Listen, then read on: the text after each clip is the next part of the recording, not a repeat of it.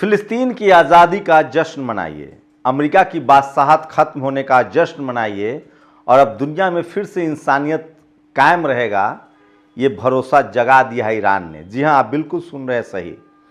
युद्ध का आज 25वां दिन है, लेकिन 24वें ही दिन अमेरिका ने सरेंडर कर दिया है। डोनाल्ड ट्रंप जो कल तक बड़ी बड़ी सेखी बघारता था, बड़ी बड़ी बातें करता था, जो कहता था कि हमने ईरान के नेवी को ख़त्म कर दिया है, हमने ईरान के एयरफोर्स को ख़त्म कर दिया है और अब ईरान के पास कुछ नहीं बचा है, उसने खुद ब खुद युद्ध के 24वें दिन सरेंडर कर दिया है। कह रहा है कि 5 दिनों का सीज फायर है। लेकिन सोचिए, ईरान ने कहा कि क्या होता है सीज फायर, क्यों करें हम सीज फायर, और जब तुमने बातचीत करने वाले हमारे नेता को ही शहीद कर दिया, हम तो सिर्फ हथियारों की भाषा जानते हैं। और पूरी रात इजराइल पर मिसाइल चले हैं, उसके शहर राजधानी तेल अवीव पर, उसके बंदरगाह शहर हाइफा पर। कोई ऐसा इजराइल का शहर नहीं है जहां बम नहीं गिर रहे हैं, मिसाइल्स नहीं गिर रहे हैं। और इस बार मोर्चा संभाल रखा है लेबनान ने। लेकिन सोचिए, कल तक इजराइल अपने आप को सुपर पावर कहता था, ग्रेटर इजराइल कहता था। उसका सपना था कि पहले फिलिस्तीन पर कब्जा करेंगे, फिर लेबनान पर कब्जा करेंगे, फिर तुर्की पर भी कब्जा करेंगे। उसका सपना धरा का धरा रह गया है। सोचिए, इजराइल को अमेरिका ने इस युद्ध में अकेला छोड़ दिया है। अमेरिका ने वापस पैर खींच लिया है। मैं फिर कह रहा हूं, अमेरिका किसी का सगा नहीं है जिसको उसने ठगा नहीं है। अब इजराइल का क्या होगा, ये दुनिया देख रही है। दुनिया के लोग अचंभित हैं, दंग है कि ईरान ने जो कहा था वो कर दिखाया। ठीक पिछले 6 महीना पहले ये युद्ध हुआ था, तब फिलिस्तीन पर हमला करते करते इजराइल ने ईरान पर हमला कर दिया था। तब खामनेई जिंदा थे, तब ईरान ने मिसाइल दागने शुरू किए थे। उसके बाद जब ये युद्ध 12 दिनों तक चला, तब अमेरिका ने एक स्प्लिट 2 बॉम्बर से कुछ बम गिराए और कहा कि हमने सब खत्म कर दिया है, ईरान के मिसाइल्स खत्म, ईरान के परमाणु बम खत्म, ईरान का सब खत्म, अब सब ठीक है। लेकिन सोचिए, ये जो चोर है ना, वो चोरी से बाज नहीं आता है। दरअसल अमेरिका की कोशिश थी कि ईरान में एक युद्ध फैलाया जाए, उन्माद फैलाया जाए, बांग्लादेश की तरह, नेपाल की तरह, श्रीलंका की तरह, और अपना पपेट वहाँ बैठाया जाए और तो तेल और गैस है 40%, उस पर कब्जा कर लिया जाए। कोशिश हुई, ईरान के लोगों को फंड किया गया, सड़कों पर निकले खामनेई के खिलाफ, लेकिन वो कारगर नहीं रह सका। ईरान पर लगातार ट्रंप का बयान आता रहा कि जो लोग वहां लड़ रहे हैं अपनी आज़ादी के लिए, हम उनके साथ हैं, कोई उन पर हमला करेगा तो हमारा प्लेन आ रहा है। ईरान ने पूरी दुनिया को झूठ कहा कि वहां महिलाओं पर हिंसा होती है। सच्चाई है कि वहां 95% एजुकेशन है, सबसे ज़्यादा महिलाएं PhD हैं, वो वैज्ञानिक हैं, मिसाइल्स बना रही हैं, शानदार स्कूल। जैसे अमेरिका ने झूठ बोला था कि बगदाद में, इराक में जो है वो जैविक हथियार है, गद्दाफी के पास जैविक हथियार है, वो सब जगह यही झूठ बोलता है। इसीलिए इटली के एक पत्रकार ने कहा कि ईरान जहां जहां लोकतंत्र लाता है वहीं वहीं जाता है जहां तेल का कुआं हो। और अमेरिका की ये साजिश अब बेनकाब हो गई और ईरान में भी अमेरिका अपना तेल का कुआं ढूंढ रहा था, लेकिन 24 दिनों के बाद वो बेनकाब हो गया है। लेकिन इसकी कीमत खाड़ी देशों को चुकानी पड़ रही है। सवाल है कि अब खाड़ी देशों का क्या होगा, जो अब तक अमेरिका का पिछलग्गू बने हुए थे, अमेरिका के सैनिक अड्डों को पाल पोस रहे थे। अमेरिका की तो कमर टूट गई, उस पर बाद में बताऊंगा, लेकिन अब खाड़ी देश और इजराइल को कौन बचाएगा। वैसे ईरान ने कह दिया कि मैं किसी इस्लामिक देश पर हमला करने के पक्ष में नहीं हूं, बस शर्त इतनी है कि आप अमेरिकी फौज को जगह नहीं देंगे, अमेरिकी सैनिक अड्डों को हमारे ऊपर हमला करने की परमिशन नहीं देंगे। अगर आप देंगे तो हम आप पर हमला करेंगे। युद्ध के 22वें दिन अमेरिका ने कहा कि 48 घंटे का अल्टीमेटम है, होर्मुज स्ट्रीट खाली कर दो, नहीं तो तुम्हारे धुआं धुआं कर देंगे, सारे पावर प्लांट, बिजली प्लांट, तेल प्लांट सब उड़ा देंगे। ईरान ने कहा कि करके दिखाओ, करारा जवाब मिलेगा। अब तक ईरान यही करता रहा है। ईरान के रिफाइनरी को उड़ाया गया, ईरान ने भी अमेरिकी रिफाइनरी को उड़ाया जो खाड़ी देश में था। ईरान के बैंक को उड़ाया गया, ईरान ने भी खाड़ी देशों में अमेरिका के बैंकों को उड़ाया। अभी भी ईरान सिर्फ सैनिक अड्डों पर हमला कर रहा है। लेकिन सोचिए, होर्मुज स्ट्रीट को लेकर जैसे ही अमेरिका ने बयान दिया, ईरान ने और सख्ती कर दी। ईरान ने कहा कि जो हमारे दोस्त हैं उनके गैस और तेल जाते रहेंगे, बाकी किसी का नहीं जाएगा। उसके बाद उसने वो अब $20 लाख एक एक शिप से वसूल रहा है। कह रहा है हम युद्ध में हैं, हमें खर्च करना है, हमें पैसे देने पड़ेंगे। अब तक हुर्मुज स्ट्रीट से गुजरने का ईरान पैसा नहीं लेता था। आप स्विस नहर से गुजरते हैं तो आपको पैसा देना पड़ता है, आप दूसरे के सीमा क्षेत्र से गुजरते हैं तो लोग टोल लेते हैं। ईरान अब तक दुनिया के देशों को फ्री तेल आने जाने देता था, लेकिन अब उसने उस पर चार्ज लगा दिया। इसकी कीमत कौन चुकाएगा? महंगाई बढ़ेगी, गरीब लोग लाचार होंगे। और ये किसकी वजह से? अमेरिका की वजह से। तो अमेरिका का सपना तो चकनाचूर हुआ ही है। कहां चला था वो ईरान के तेल पर कब्जा करने, और कहां खाड़ी देशों पर जो उसका कब्जा था वो भी खत्म हो गया।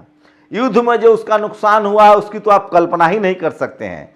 और ये जो विश्व गुरु थे, ये जो आर्थिक पावर बने हुए थे, कम से कम 3 ट्रिलियन इकोनॉमी का इनको झटका लगने वाला है। ऐसा झटका जिसका दर्द अमेरिका बर्दाश्त नहीं कर पाएगा। सोचिए, एक सन की राष्ट्रपति ने अमेरिका को, कहते हैं ना कि जब आपकी मुट्ठी बंद हो तो दुनिया आपसे डरता है, जब खुल जाए तो कोई नहीं परवाह करता है। अमेरिका ने जैसे ही अपनी औकात दिखाई, उसको गुमान था F-35 पर, उसको गुमान था रैप्टर 22 पर, उसको गुमान था F-16 F-15 पर। अब तक 25 बड़े जेट अमेरिका के गिरा दिए गए हैं। सोचिए, जब अमेरिका की यह हालत है तो अब इजराइल का क्या होगा? इजराइल को कौन बचाएगा? यह सबसे बड़ा सवाल है। लेकिन 6 महीने पहले खामनेई ने अपनी शहादत से पहले कहा था कि अब अगर इजराइल ने हम पर हमला किया तो वो नक्शे से गायब हो जाएगा, और ये होता हुआ दिख रहा है। युद्ध के 23वें दिन ही अमेरिका ने सरेंडर कर दिया है, और ईरान ने साफ कहा है कि हमारी कोई बातचीत नहीं है, हमको नहीं पता। वहीं इजराइल पर अब शिकंजा और कसा गया है। यमन के लड़ाके हुती हमला कर रहा है, हिजबुल्लाह हमला कर रहा है, उसके बाद हमास हमला कर रहा है। तो इजराइल को तो बेंजामिन नेतन्याहू ने बर्बाद कर दिया। और इसलिए मैंने कहा कि कई देश आजाद हो गए हैं। अब लेबनान पर किसी का जोर नहीं चलेगा। लेबनान अब एक अपना स्वतंत्र देश होगा, और वहां पर इजराइल का बोरिया बिस्तर जो थोड़ा बहुत फैला था वो बंद जाएगा। और सबसे बड़ी आजादी फिलिस्तीन की मिलेगी, जिसको 50 सालों से अपनी आजादी का इंतजार है। तमाम दुनिया भर के देश अब फिलिस्तीन को मान्यता देंगे, और इजराइल को वहां से वापस आना पड़ेगा। लेकिन सवाल है कि इजराइल का क्या होगा? ईरान इजराइल को बख्शने के मूड में नहीं है। ईरान को लगता है कि दुनिया भर में युद्ध की अगर कोई असली वजह है तो वो ये परजीवी इजराइल है, जो अमेरिका के कंधे पर बैठकर दुनिया भर में या तो हथियारों की सप्लाई करता है या फिर दूसरों की जमीन कब्जा करता है। तो ये तो तय है कि इजराइल का अंत होना अब शुरू हो चुका है। और इजराइल की हैसियत नहीं कि वो 5 दिन का सीज फायर किया अमेरिका ने। इजराइल की हैसियत नहीं है कि वो 5 दिन भी अब ईरान से लड़ सके, क्योंकि ईरान ने कहा है कि हमारे पास अभी ऐसे ऐसे हथियार है जिसकी दुनिया ने कल्पना नहीं की है। वही अमेरिका पर इतना दबाव है, अमेरिकी लोग इतने गुस्सा में है। सबको पता है कि सन की ट्रंप ने देश को युद्ध में धकेल दिया है। पहले तो इन्होंने कहा खाड़ी देश युद्ध करेंगे, 7 दिन बाद, 15 दिन बाद, 18 दिन बाद, 24 दिन हो गया। कोई खाड़ी देश ईरान पर हमला करने नहीं आया, क्योंकि उनकी हैसियत ही नहीं है हमला करने की। इन लोगों ने हथियार नहीं बनाए हैं, ये सिर्फ अमेरिका के सहारे थे। ये तेल के आधार पर अपने यहां डेवलपमेंट कर रहे थे, लेकिन हथियार और विज्ञान से इनका कोई लेना देना नहीं था। ईरान ने इस 24 दिनों के युद्ध की तैयारी 45 साल से कर रखी थी। उसके पास 2.5 लाख से ज्यादा मिसाइल है, उसके पास ड्रोन्स है, सस्ते हथियार, और सबसे बड़ी बात, उसकी वायु रक्षा प्रणाली ने F-35 को मार गिराया। अब अमेरिका चाहकर भी स्प्लिट 2 बॉम्बर से बमबारी नहीं कर सकता है, और यूरोप के देशों ने तो हाथ खड़े कर दिए हैं। इजराइल आज भी कह रहा है कि यूरोप के देश हमारी मदद करें। जब आप इतने वीर बहादुर हैं तो किसी से मदद की क्या जरूरत है? इसका मतलब साफ है कि युद्ध के 23वें दिन ही अमेरिका ने सरेंडर कर दिया है, लेकिन ईरान ने साफ साफ मना कर दिया है कि हम कोई सीज फायर नहीं जानते हैं। सीज फायर तभी होगा जब ग्लोबल ट्रीटी होगी।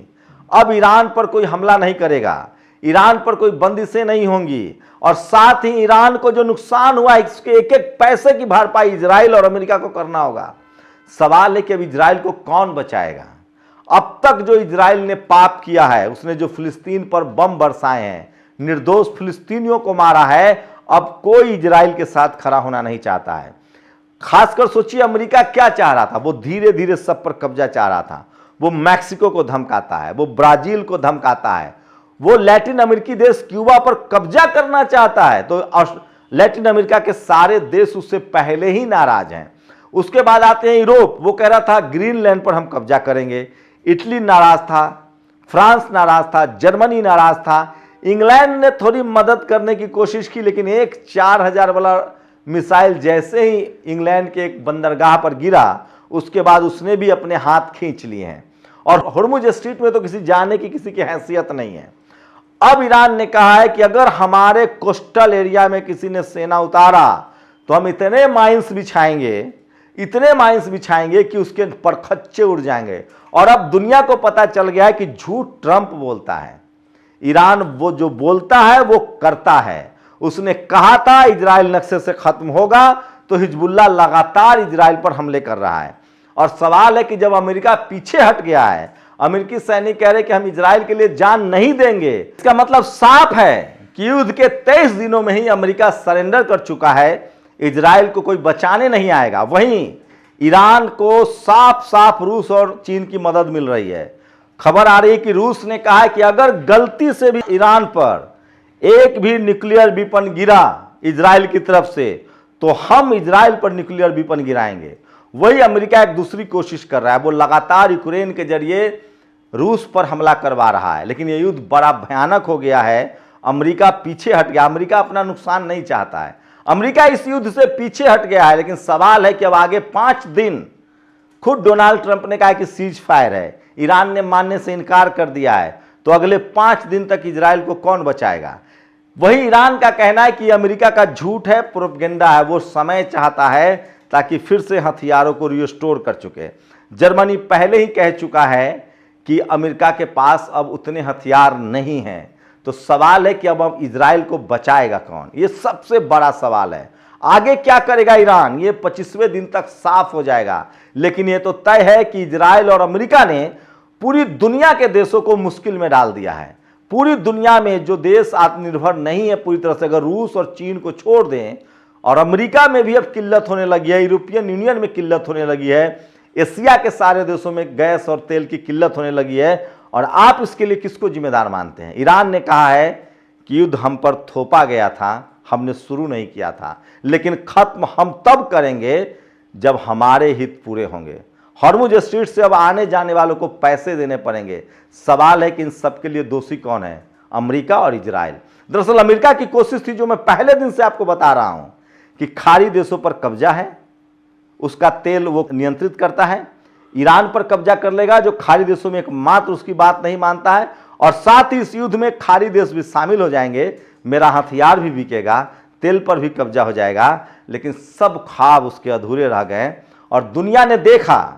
और मैं इसलिए कह रहा हूं, जैसे भारत में जातिवादी मीडिया है, इस देश के 90% लोगों की बात नहीं करता, उसी तरह से दुनिया ने देखा कि अब तक जो मीडिया अफवाह फैलाती थी, ये गोरों की मीडिया, खासकर उसमें अल जजीरा भी है जो कतर से चलता था, जो अमेरिका का पिट्ठू है, इस मोबाइल ने दुनिया को एक नया विजन दिया है कि सच क्या और झूठ क्या आप आराम से देख सकते हैं। अगर सोशल मीडिया ना होता तो दुनिया की नज़रों में अमेरिका फिर से, अमेरिका और इजराइल, ईरान को एक आतंकवादी देश साबित कर देता। लेकिन सच्चाई है कि अब दुनिया को पता चल गया कि असली आतंकवादी इजराइल और अमेरिका है। आपकी क्या राय, अपनी प्रतिक्रिया जरूर दीजिए। शुक्रिया। दस्तक की आपसे गुजारिश है कि अगर इसको बचाना चाहते हैं तो नेशनल दस्तक को सब्सक्राइब करने के लिए रेड कलर के सब्सक्राइब बटन को दबाएं, फिर बेल आइकन की घंटी दबाएं। नेशनल दस्तक को बचाने के लिए बहुत जरूरी है कि हर खबर को शेयर करें, लाइक करें, कमेंट जरूर करें।